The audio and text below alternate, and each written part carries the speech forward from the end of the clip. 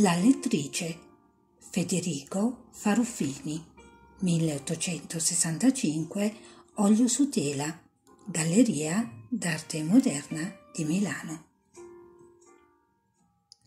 Federico Faruffini fu un raffinato interprete delle nuove esigenze veriste.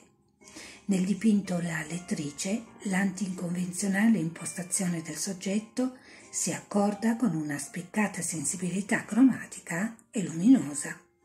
Vi è raffigurata una giovane donna assorta nella lettura, seduta in poltrona davanti a un tavolino occupato da numerosi libri, un bicchiere in cui è immersa una viola, un calamaio, una candela e una bottiglia. La donna è ritratta di profilo, in posizione decentrata, e tiene tra le dita una sigaretta accesa, ma più che in posa sembra colta di nascosto in un momento di intimità privata.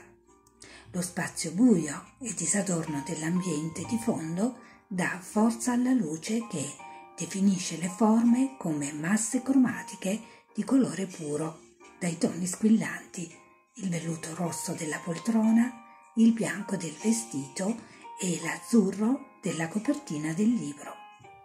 L'efficacia con cui viene messo a fuoco un frammento di realtà è da mettere in relazione con la passione per la fotografia, cui Faruffini si dedicherà negli ultimi anni di attività artistica della sua vita.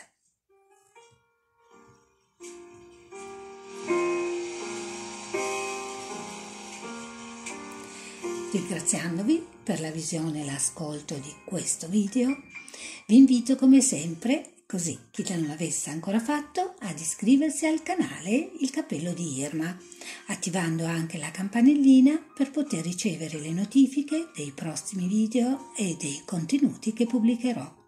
Inoltre, perché è gratuito come il canale, vi invito anche sempre a visitare il nostro sito web www.ilcappellodiirma.it.